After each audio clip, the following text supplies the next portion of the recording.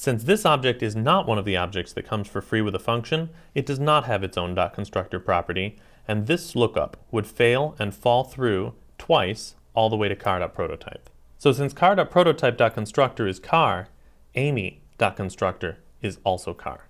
What code could you write to resolve this issue?